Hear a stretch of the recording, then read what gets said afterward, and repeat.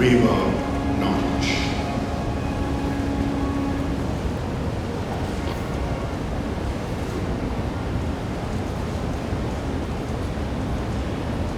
Good morning, church.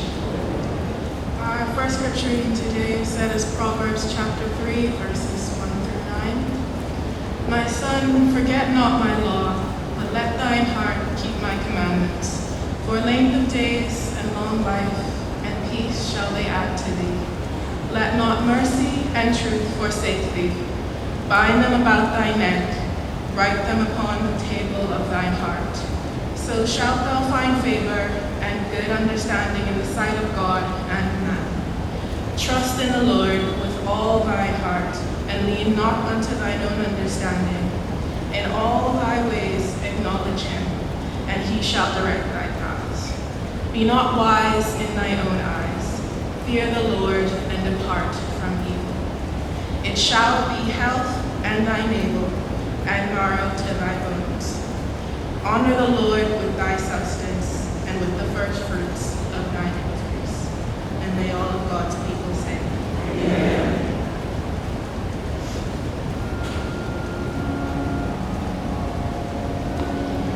Blessed assurance, Jesus is mine. Oh, what a foretaste of glory divine. Shall we sing?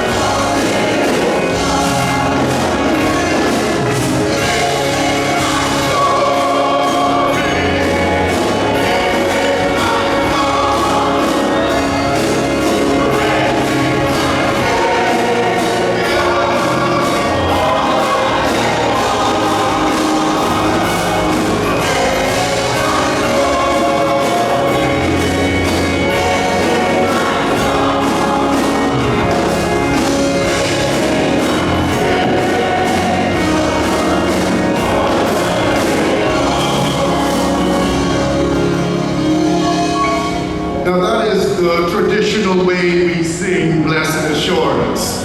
But there's another way that has a little pep and a little praise that Sister Mary loved to do her little thing with. So I believe we ought to praise the Lord in the new way. Blessed Assurance, Jesus is mine.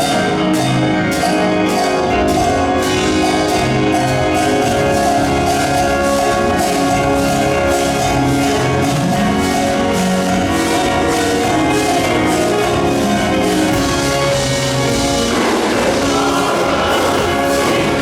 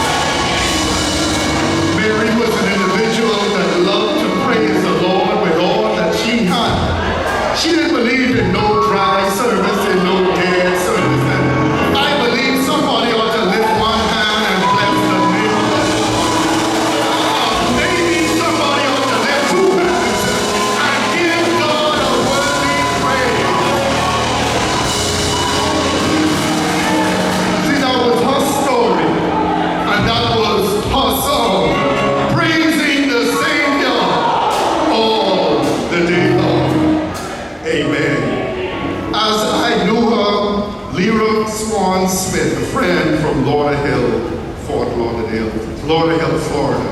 And after which we shall have reflections from Minister John Ferguson, Minister Jackie Popo Duncan. And they'll come in that order. God bless you.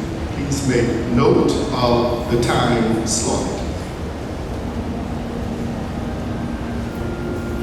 Good morning, church.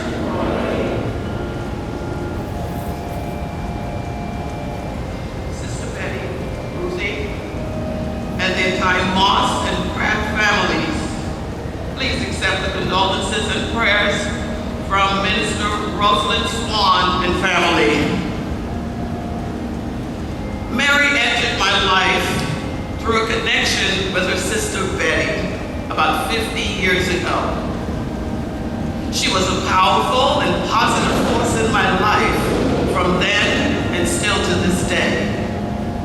I knew her as a friend and mentor who was generous, caring, and loving. It's amazing how God endowed this woman with such enviable qualities to calm the minds and lives of so many.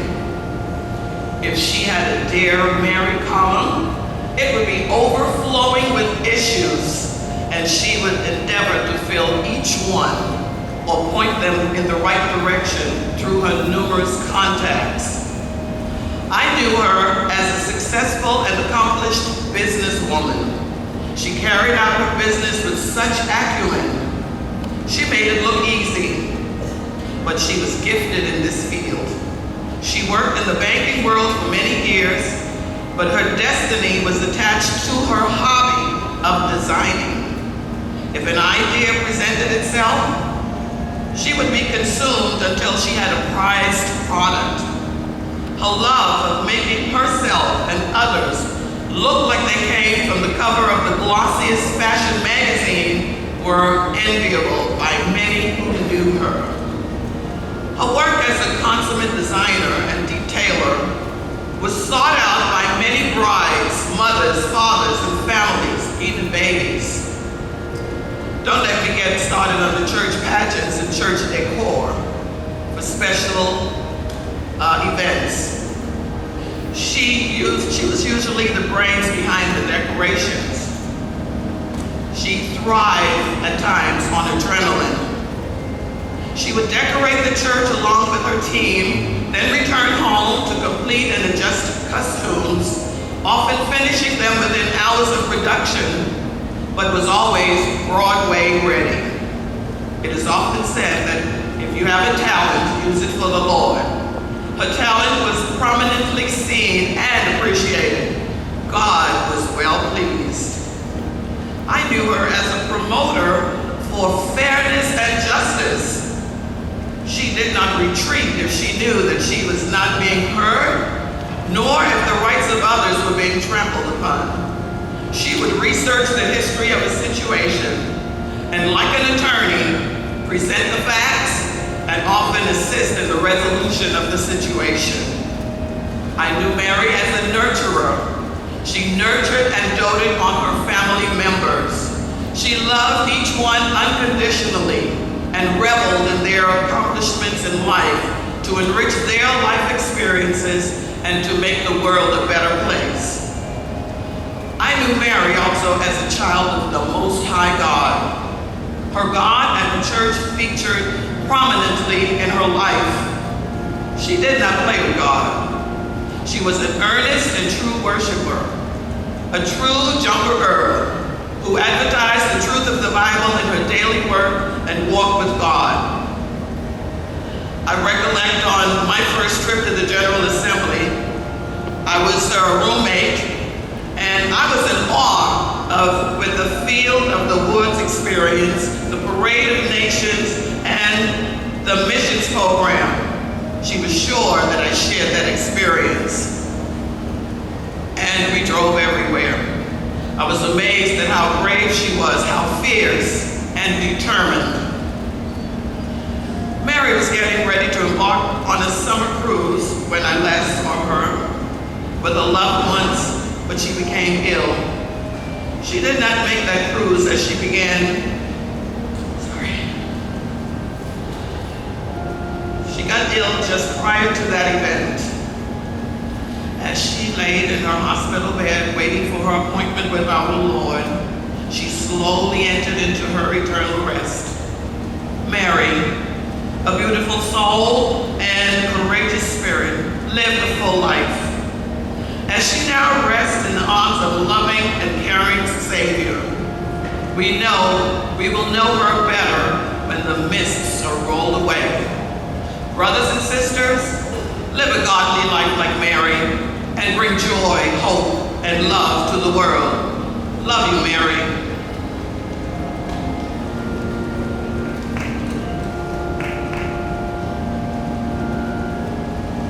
We came into this world without our consent, and we will leave by an appointment we did not make. I am honored to have been asked to give a tribute to my beloved sister in Christ, friend, and fellow traveler on the highway of life, Mary Ellen Morse. There were 3 outstanding Marys mentioned in the Bible who had a direct contact with Jesus the Christ during his earthly ministry and followed him right to the cross. Mary, his mother, Mary Magdalene, and the other Mary. I would always greet our beloved who lay before us as the other Mary, and she would laugh. Even though she was 8 years my senior, she and I developed a brother-sister friend bond that lasted right to the end. If you understood the human personality of Mary Ellen Morse, you could not help but like her. She was kind, courageous, and outstanding. The generosity of Mary Ellen Morse will never be known because those who were recipients of it would have been told to keep your mouth shut. Mary exemplified the courage of some of the most outstanding Bahamian women who were part of the women's suffrage movement in our country. She was opinionated, yes, contentious, no. Mary Ellen Morse stepped into a room or in a public place, and I don't care what the occasion was, she did not have to say anything. Her personality and demeanor caught everyone's attention. Indeed, she was the other Mary. I recall during the General Assemblies of our church, particularly in Cleveland, Tennessee, how the delegates would fellowship with her because she never missed an assembly, right up to the 100th assembly that was held in Chattanooga last year. She was well known among the international leaders. I would put this one in for the record. If you hit a brick wall while at the assembly, Mary was the go-to person until you get home. Mary was a world traveler. I remember when she came back from visiting the Holy Land, I had to sit down and listen as she patiently told how she walked where Jesus walked and went by the Dead Sea. She indeed represented the other Mary. Life can be difficult at times. People have challenges. Family members get sick. People get older. And you will have conflicts in your lifetime. But really, life is about your resilience and your ability by the grace of God to go through your life and all the ups and downs with a positive attitude. I recall one of the conversations that Mary and I had, and she outlined one by one what she was going through. I just kept saying to myself, this is a strong woman. And she would say at the end, John, God is with me. When scriptures talk about the heart, it's not talking about the life-sustaining muscle. It's talking about our entire inner being. The heart is the seat of our emotions, the seat of decisive action, and the seat of belief as well as doubts. During a service recently at this Tabernacle, I saw the heart of Mary Ellen Morse became so full she could not contain herself. Tears were streaming down her eyes, and she spoke with other tongues as the Spirit gave the utterance, which was the evidence that the Holy Ghost was in her life. Lord, make me to know my end and the measure of my days, what it is, that I may know how frail I am. Around the third side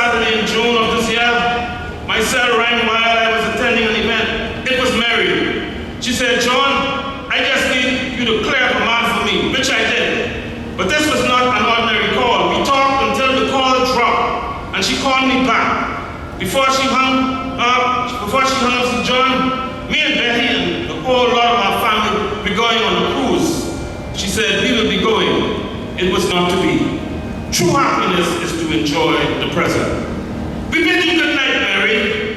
On behalf of my wife, Debbie, the rest of my family, Simmons, and my daughter, Jonette, and her family, Jonette will cause you to come out of retirement to make up bridesmaid dresses. We bid you good night. We bid you good night. But we will meet you in the morning by the bright riverside. When all sorrow has drifted away, we'll be standing at the portals when the gates open wide at the close of life's long dreary day. We will meet you in the morning. You could not respond to us on this side of the vineyard, but you will know us in the morning. There will be no disappointments. Nobody shall die. We will meet you in the morning, Mary, by the bright shining star. God be with you until we meet again.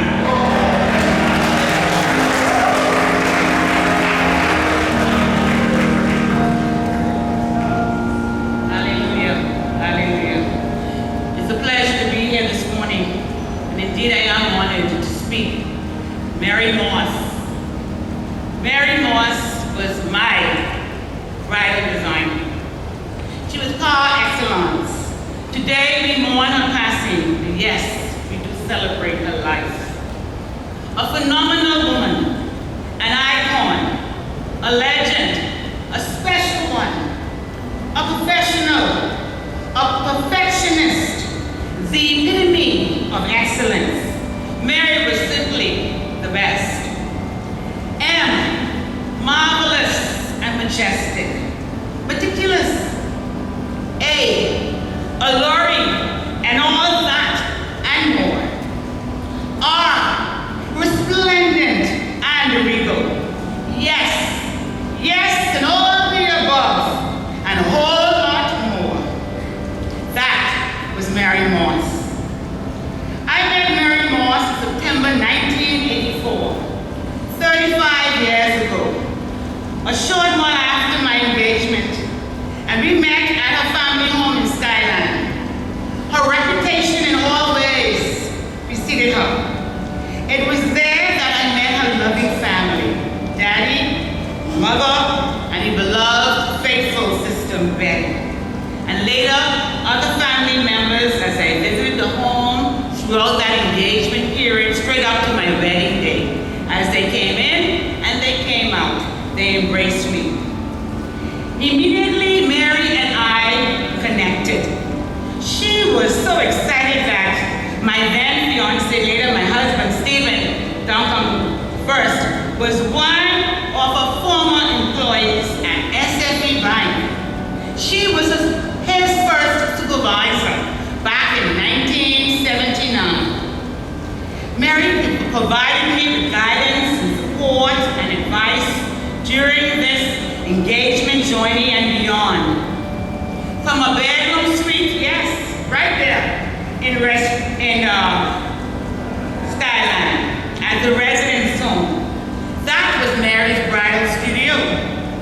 To the newly built bridal studio and the outside on the north wing. Once I gave Mary my budget for the bridal gown, and I showed her my few suggestions, it was all over. I left it all for Mary to handle. And that she did. And the rest is history. She delivered, and she delivered big time. From head to tail, top to bottom, inside and outside, love, care, and excellence was seen. With the hand leading and the assistance of Mother and Betty. Thank you so much again, Betty. I was pleased, truly pleased. It should be noted that during this time, Mary being the kind of bride she was, she wanted to make sure not only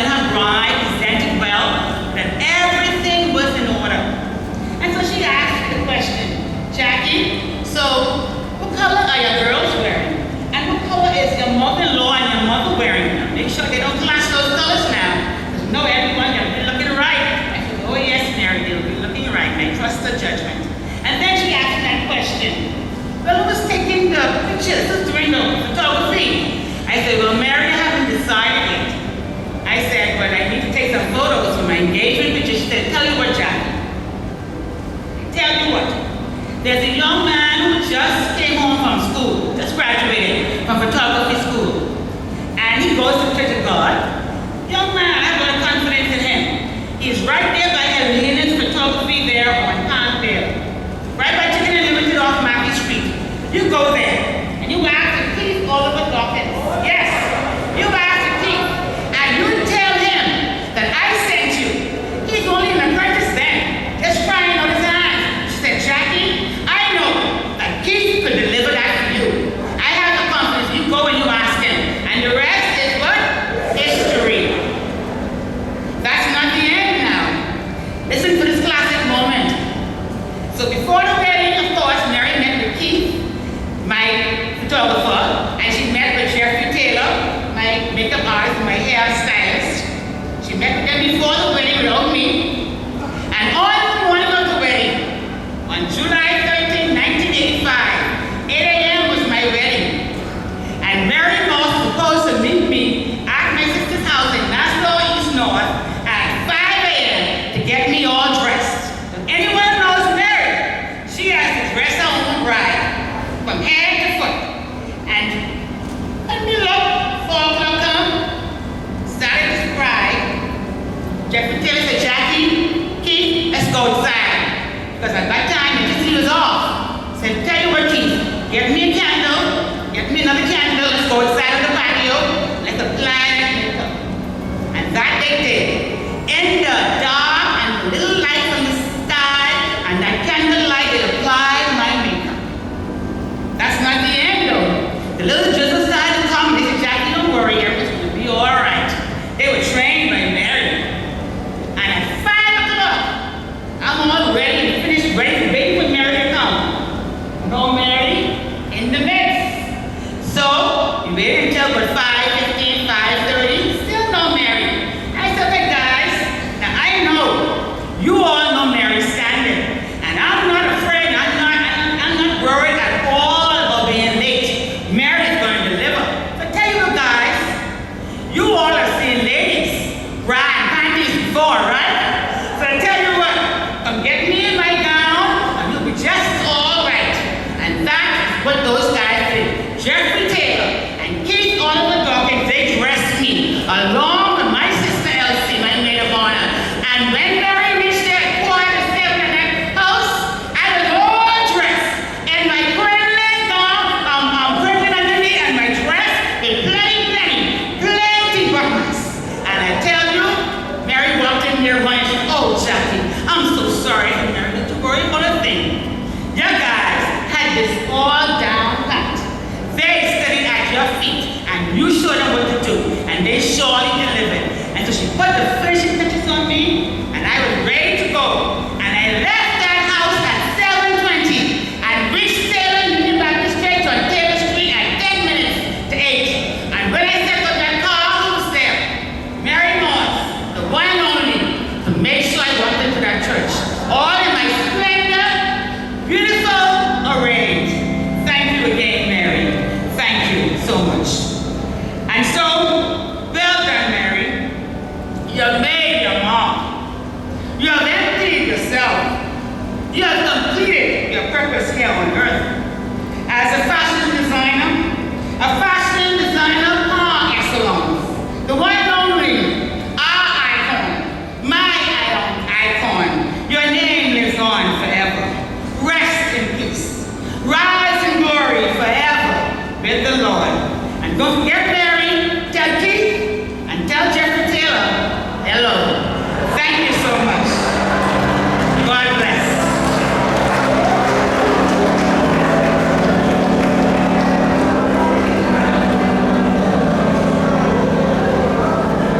Amen. Thank you for those beautiful tributes. Should now have the second scripture reading read by by Charles Moss, the cousin, taken from Romans chapter 8, verses 28 through 39. After which we shall have a tribute by Dr. Desiree Cox, the first godchild, and then a trumpet selection by Pastor Larry Morris.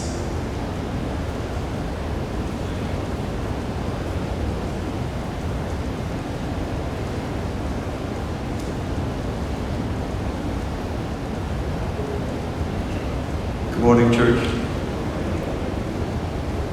First, I want to take this time to acknowledge the presence of the Lord in my life. I also want to acknowledge the leaders of this great church, my family, the Morris family, by extension, the Benabys, Hanna, Hasty Times, the Pratt. I'm given the task of reading the second scripture this morning. That's from Romans chapter 28, 39. And for we know that all things work for the good, and we know that all things work together for the good of them that love the Lord, to them who are called according to his purpose, for whom he did foreknow, he also did predestine to be conformed, to be the image of his Son, that he may be firstborn among many brethren. Moreover, whom he did predestinate, them he also called, and whom he called, them he also justified, and whom he justified, them he also glorified. What shall we then say to these things? If God be for us, who can be against us? He that spared not his own Son, but delivered him up for us, how shall he not with him also freely give us all these things? Who shall lay anything to the charge of God's elect? Is it God that justifieth? Who is it that condemneth? Is it Christ that died? Yea, rather that is risen again, who is even at the right hand of God, who is also making intercession for us? Who shall separate us from the love of Christ? Shall tribulation, or distress, or persecution, famine, nakedness, peril, or a sword? As it is written, for thy sake we are killed all the day long. We are counted as sheep for slaughter. Nay, in all these things we are more than conquerors through him that loved us. For I am persuaded that neither death, nor life, nor angels, nor principalities, nor powers, nor things present, nor things to come, nor height, nor depth, or any other creature shall be able to separate us from the love of God, which is in Christ Jesus our Lord. Amen.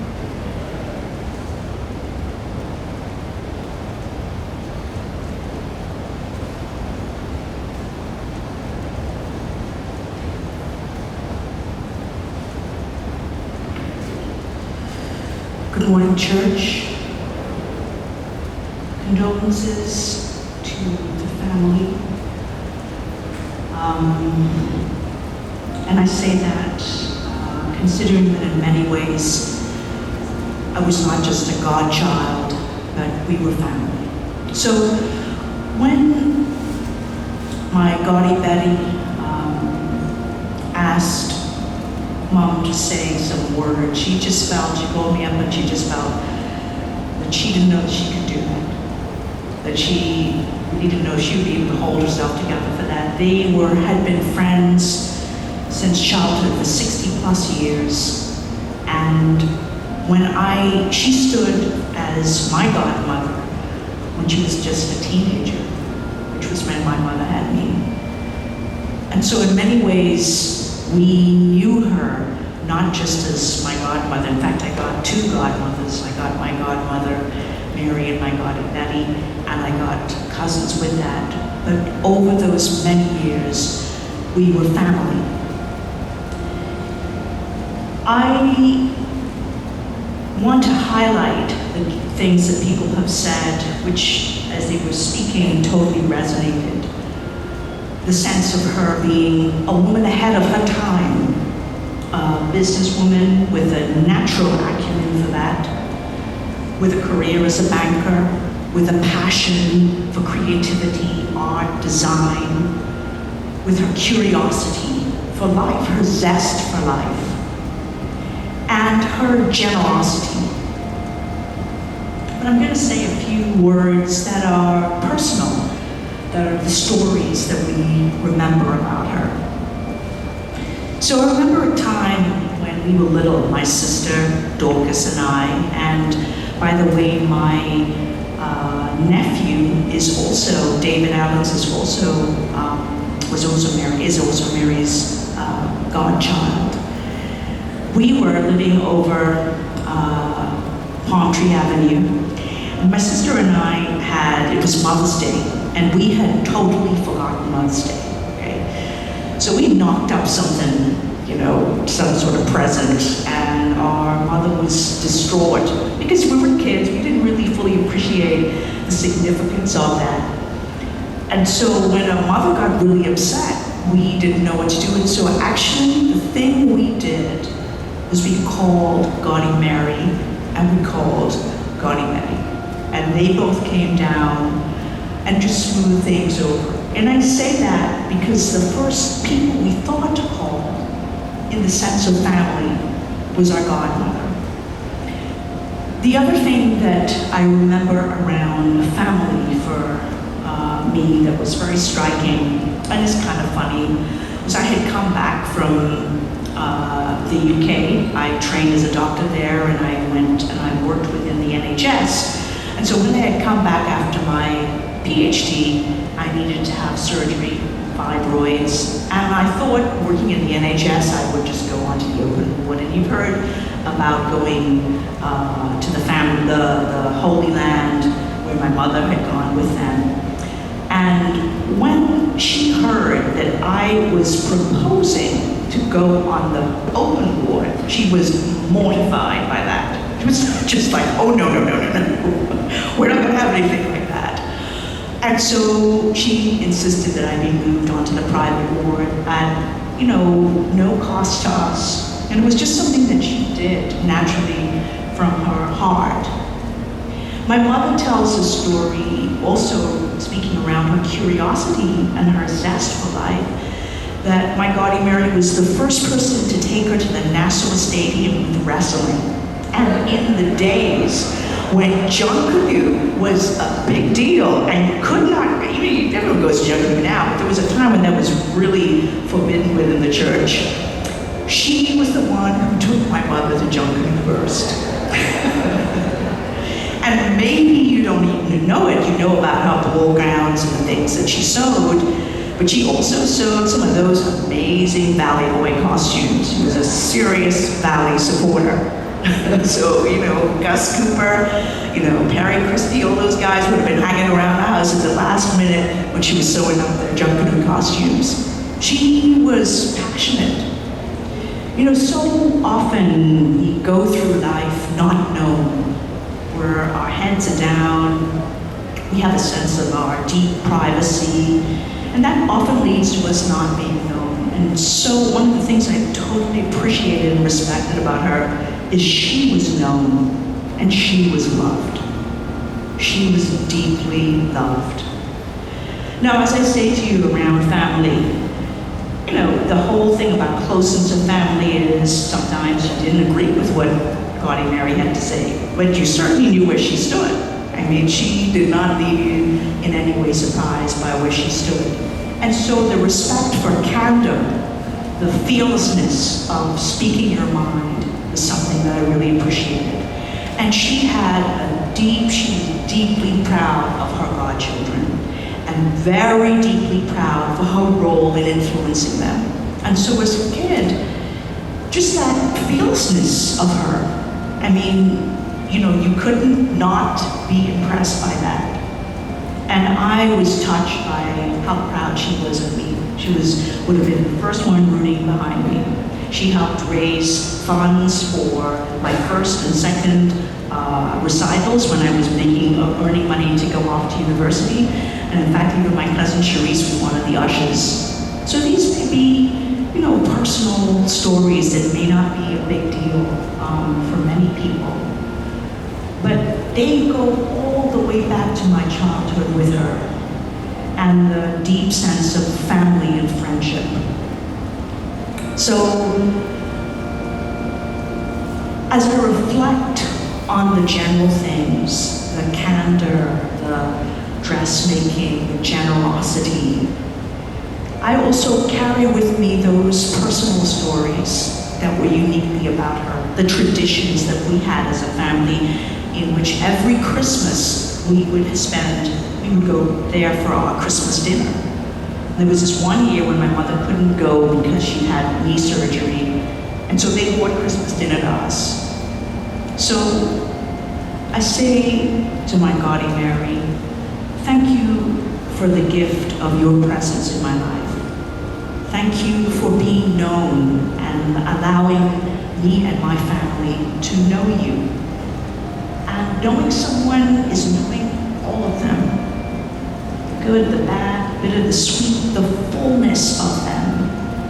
And she was not afraid to be fully herself.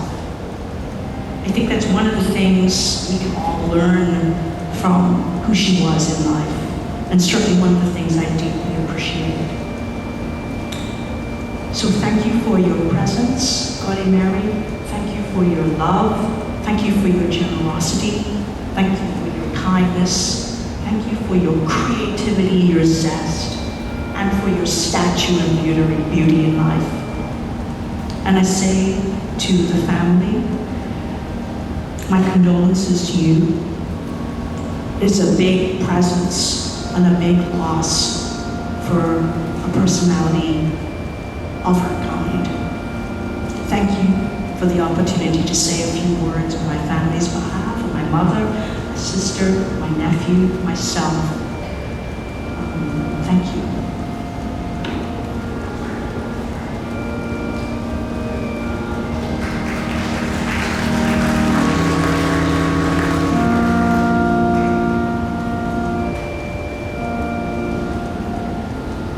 Pleasant greeting to the brethren, to Betty, Ruby, the entire family. Mary, larger than life, precious soul, a dear friend and a sister to me and my family. Mary came into my life as a teenager. I came into her life as a teenager. And when we connected right here in this house, she made a pronouncement upon me that says, from today forward, you are my brother. I didn't know what all was entailed in that, and it wouldn't be long before I found out. You do what Mary tells you to do. You follow Mary's instructions. And so our relationship took form very quickly. As the years rolled on, Mary and I would talk on the phone. There would be praying times. There would be times of sharing. And when I began to have children, she would tell me the kind of father that I needed to be. And those times I would only say, yes, Mary. And she accepted the role as godmother of both of my children. And that was an eventful moment in our lives as well.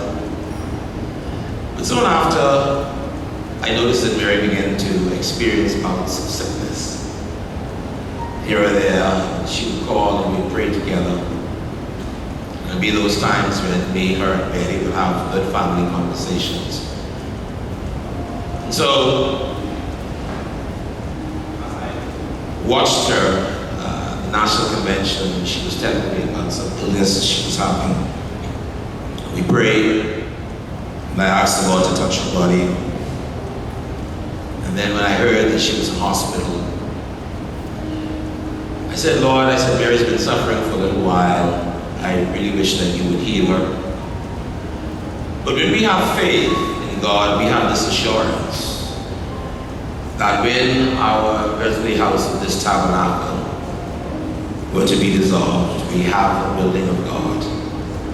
A house not made with hands, but eternal in the heavens. And so today, I am going to play because this is what Mary would want me to do. I dedicate this song, first part of it, to Betty, it's to the family. It says, be not dismayed, whatever betide, God will take care of you. That was Mary's statement to Betty.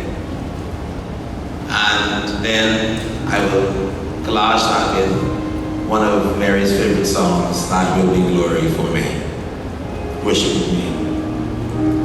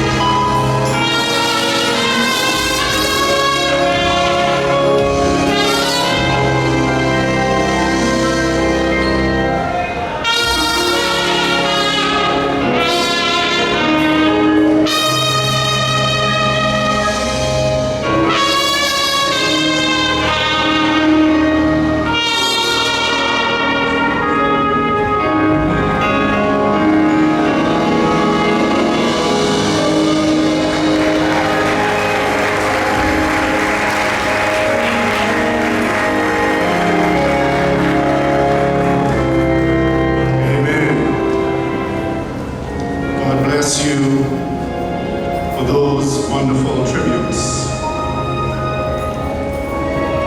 And yes, we concur, Sister Betty, that God will take care of you. And I also, at this same juncture, wish to thank you, Sister Betty, for the way you took care of Mary.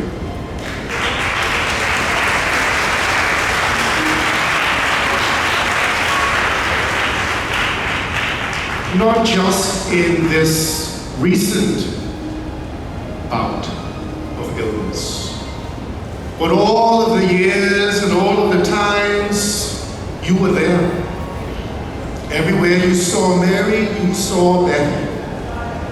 They were like two peas in a pod. And just from my observation, I feel they had an unspoken agreement that each one would take care of the other. And Sister Betty, you did that right to the end. So we say thank you.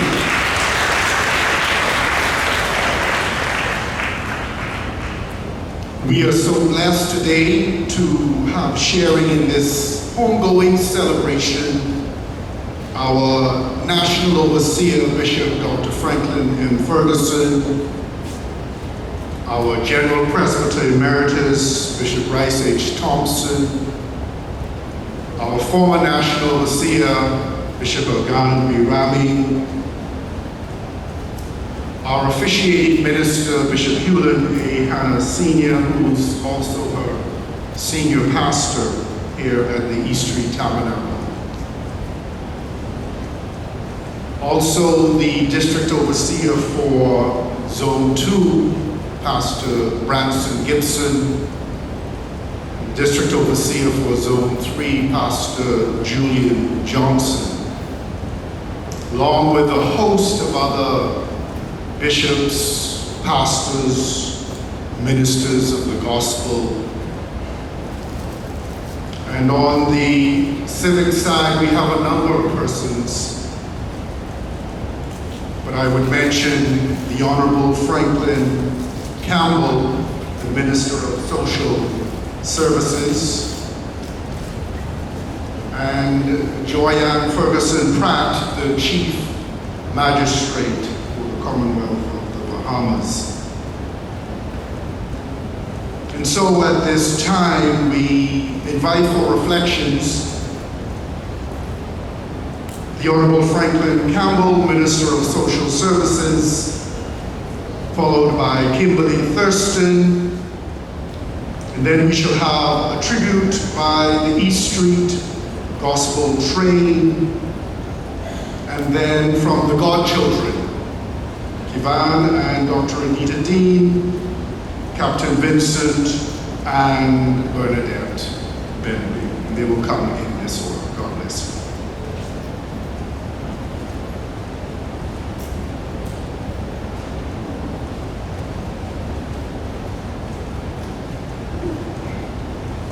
My respects to the Holy Spirit, whose presence I feel here this afternoon. Also, my respects to Overseer Ferguson, my teacher who loves younger than I do. Please share a secret with just Judith. And to all members of the clergy, my boss, Bishop Hulan Hanna. I saw the Right Honorable Perry Christian. My respects to him. Your Worship Ferguson. To the bereaved family, my family, ladies and gentlemen, good afternoon. I want to start by thanking Ricardo Richardson for introducing me to the Morse family. And as an astute young police officer, I started to size them up. And I quickly learned from Mother Morse that you didn't need a special reason or occasion to smile. She smiled all the time. And then I learned from Mr. Moss that you should never rest on your laurels. He recited this poem over and over and over. Good, better, best. Never let it rest until your good becomes better and your better becomes best. And then I learned from Yorick that you're not truly successful unless when you look around you, you have friends and loved ones who are sharing that success. I learned from Cherise that the Queen's English is the only language in the world. Speak it.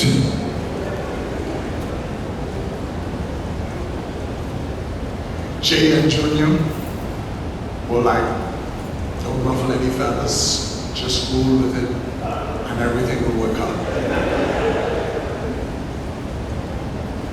Mrs. Cox taught me, the more you spoke, the more attentive people would listen. But I couldn't figure out where it was.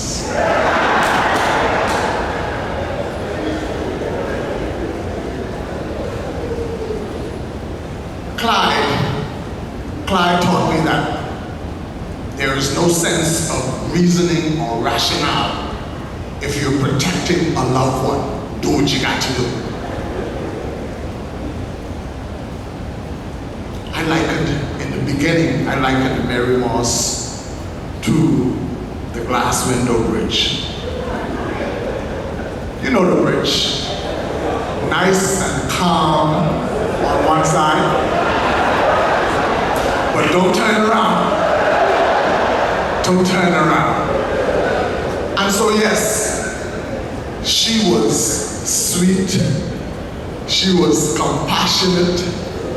She was caring until someone stepped out of line. I could recall her speaking nicely to a female tenant, saying, young lady, you know, you're more than this. You could dress better. You could present yourself. You need to get to know your value. And then in the twinkling of an eye, someone says something to Clyde, and she says, oh no, you can't talk to him like that. And I say to Rick, you think I had good?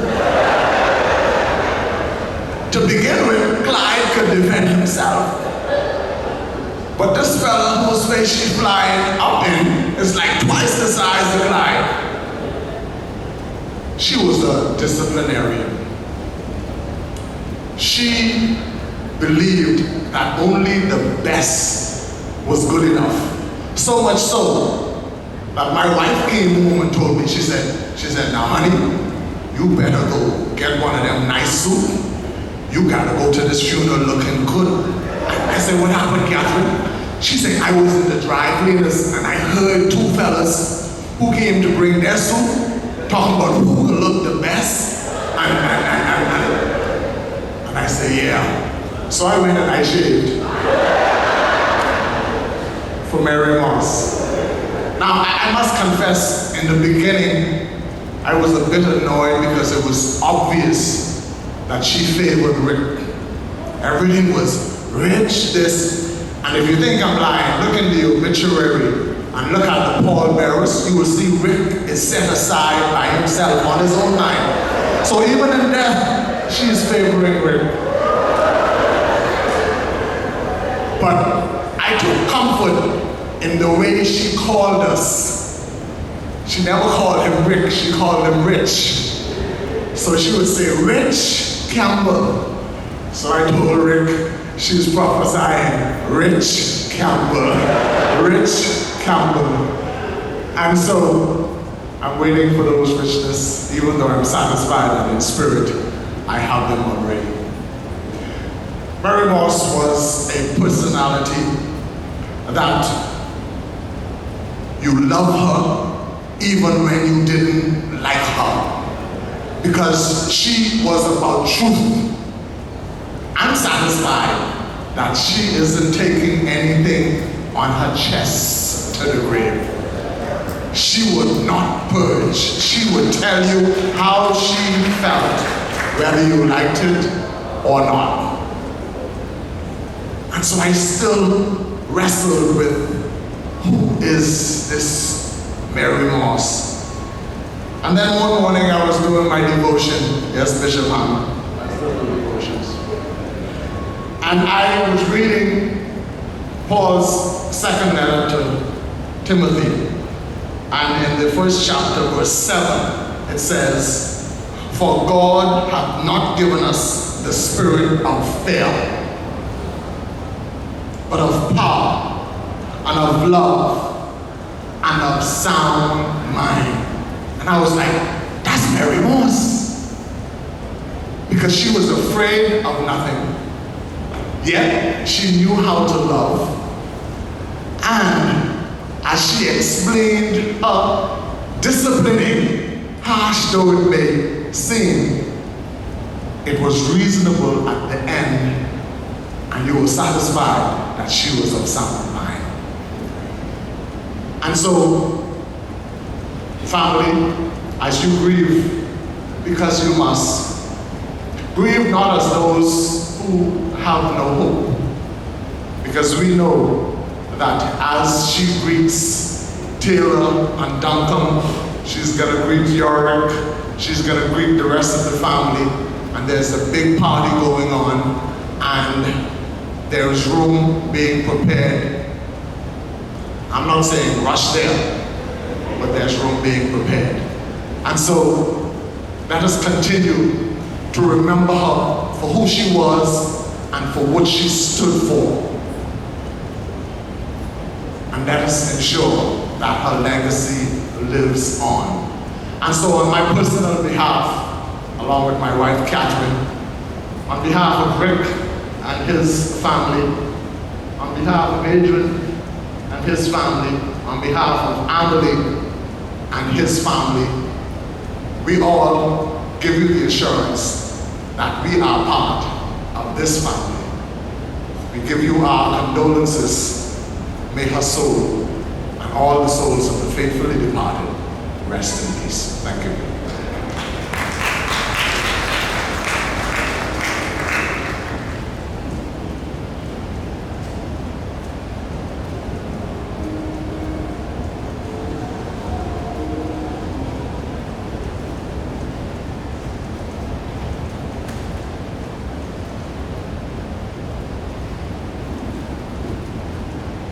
Morning, church. On July 10, 1987, I would meet one Mary Ellen Moss. Mary and I met when I booked an appointment with her as a bridal consultant for my wedding. Quickly, we developed a friendship. In fact, by my wedding day, December the 19th, 1987, Mary indicated that she worked with many brides, but after the wedding, some she never heard from again. She said I was special to her, and I knew I was special. Just this week, Betty reminded me that Mary had photos of every bride that she would have done wedding dresses for, and they were in her studio. However, I was fortunate my wedding photo was placed in the family room. Yes, I was special to her, and she was indeed special to me. I was quickly introduced to her family, and she was introduced to my family. So I met Daddy, Mother, Rudy, Clyde, her niece, nephews, all the grandnephews, and they became my family. You see, to Mary Ellen, family was first, no matter what. It was important to make good memories, and that's what Mary and I did. After being introduced to Mary, and I told Mary I was pregnant, she said to me, this is my godchild. You see, she appointed herself godmother. And we all know how Mary goes. She was large and in charge. When she said she would be godmother, she said, now to be honest with you, Kim, I will be godmother to the child, boy or girl. But secretly, I want a girl. Mother was in on that conversation that day, and Mother said to her, Mary, you only want a girl so you can make those beautiful dresses. And that she did. Today, I will share some of those memories that Mary and I made. Mary was a straight shooter. She said what she had to say, and she meant what she had to say. If she liked you, you knew that, and if she didn't, you also knew that.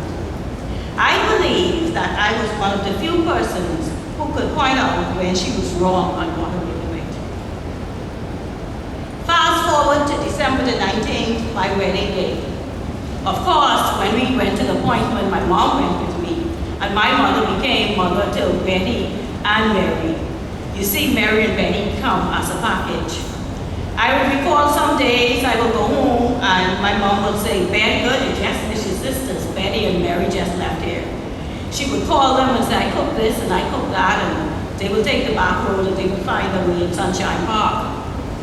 Before the wedding, Mary said to me, Kim, where are you getting dressed? And I said, at my mother's house. She said, where is it? I told her Sunshine Park. But child, not direct because I know not good over the hill. But she said her requirement was that I made sure that we had 2 bedrooms because she dresses the bride and Betty will dress the bridesmaids. My wedding was at 2 o'clock and of course Mary was there at 11. The makeup artist did my makeup and Mary redid it. She said Kim needs more lipstick and she needs more blush. We arrived at Zion Baptist Church promptly at 1:30 p.m. The first bridesmaid was at the door at 1:45 and the wedding started promptly at 2. Of course, Mary was my guardian angel and no one could touch her bride. I said to Mary during the consultant, I don't want all of this and all of that. She said, you ain't paying for it, no way.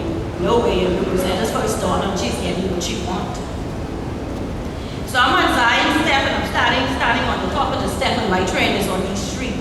She said, you're going on Zion in Zion downtown, we need a train. As I was walking up the aisle, one of my co-workers started to fix my dress. Mary quickly hit her on the hand, this is my bride. You do not touch the bride. In fact, that co-worker is now retired and she called me yesterday, said I saw my bride in the paper. I could never forget it. The day of Mitchell's christening, Mary had one requirement. The requirement was that she takes the baby into church. Of course, I had no say in the christening dress. She made it herself. So we had the altar, and Mary's holding the baby, and the late Dr. Reverend Charles Smith says to her, could you hold up the baby? Because I have never seen a christening dress like this. Of course, I was ashamed. But it didn't matter to her. That is what she wanted, and it was her brother, child. Mary and I shared so many lunch dates. Sometimes she calls and she says, you come to Prospect Ridge today, whether I have something to do or not, I was summoned. And sometimes I called her and our meeting spot was packed. We shared many secrets. I knew everything about this family. When Betty's children went off to university, Mary said to me, oh, we need to send this, we need to send that. Yes, Maurice and my dear friend York, I knew all of their account numbers. I knew all of Mary's business, and I became a personal banker, although I am a central banker.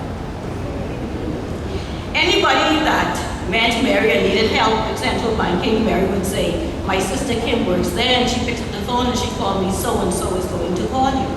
Because I told them you could help them. Mind you, it didn't have to be an exchange control market, they just needed central bank, and central bank was Kim Thurston to her. She would call me on the phone and she'll say, you have to help my friend, you have to help my sister. You see, that's how Mary was. She would call me and say, guess what? You work in exchange control, but so-and-so have this scholarship check and you need to make sure that gets done today. Because the person is leaving for school and they need the funds. And of course, when she gave instructions, I carried them out. My family Sunday lunches still continue, and I can recall on a Sunday family lunch, the dessert was made by Mary. It was a pineapple upside-down cake, and it's my favorite. My brother Kendall said to me one Sunday, "Kim, what is for dessert?" I said, "A pineapple upside-down cake." He said, "Who made it?" I said, "Mary Moss." Mary Moss could cook. You see, she was not only fashionable and creative, she was an excellent cook. So that's it. People see you and you wear clothes and they think you can't cook. But my friend cooked very well. In fact, she would call and say, "Yeah, I make some good crab and rice. You have to get some of this." Fast forward to election 207. Everybody knows Mary politics. Mary is a PLP. So I went by Mary, I think it was the Friday before the election on May 2nd. And she shared a story with me sitting at her kitchen table. She said to me, "Kim, that man, Dr. Mills, was at my gate. He was with a member from my church, and I see that member here today. But I did not even open my gate." I said to her, "Mary, you were wrong, because when a PLP comes to my home, I listen and I hear everything they have to say."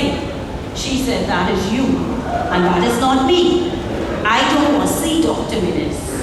He is not coming in this yard." I said to her, "That's okay. You don't need to see Dr. Mills, but come May 2nd, he will be your member of parliament, and we will be the government." She said to me, "That ain't happening." Betty was in the kitchen with us that evening, and Betty said, "May,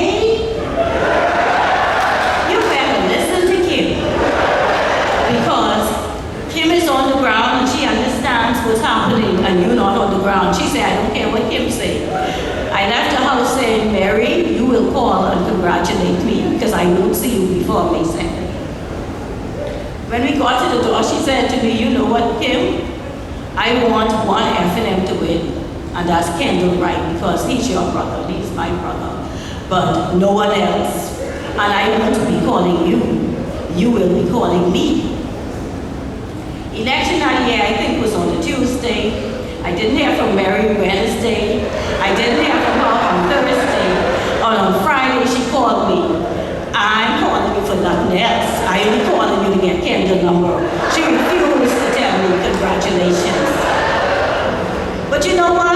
Politics never got in our friendship, because I loved her and she loved me, and we understood each other's politics. And that year, she said to me, she called just before the House of Assembly's opening, and she said to me, "Kim, who's walking with Kendall, because Breezy isn't here? It better be you and not Bridget." I said, "No, it is me." She said, "I will be dressing you." I said to her, "Well, Mary, I was in New York before election. I bought these shoes and I love them. I want to wear them." She said, "Bring me the shoes." I took the shoes. She went to New York, she came back, and she called me, summoned me again to Prospect Ridge, and she said, "This is what you're wearing. Hat, gloves, and everything else." The day of the House of Assembly opening, we are at the House of Assembly, and of course my cell phone has been blowing up, so I finally listened to the voice messages when I got home. "Yeah, I see you on TV and you represent me well. Yeah, you look good. You take right after your big sister, you can handle it." And so that was the type of friendship that Mary and I shared. And they are just good memories. Some of them, we shared many secrets, and I am so glad they are going with her today. I knew all the family business. I knew all the friends' business. I know all the enemies. I know of all the godchildren. In fact, I teased her and said, "I have 22 godchildren, and you must have 52. Today seems cloudy to me. I am sad as we say farewell to my friend, Mary Ellen. But I will take these great memories to be with me, to be my sunshine after the rain. Rest in peace, Mary Ellen. I love you.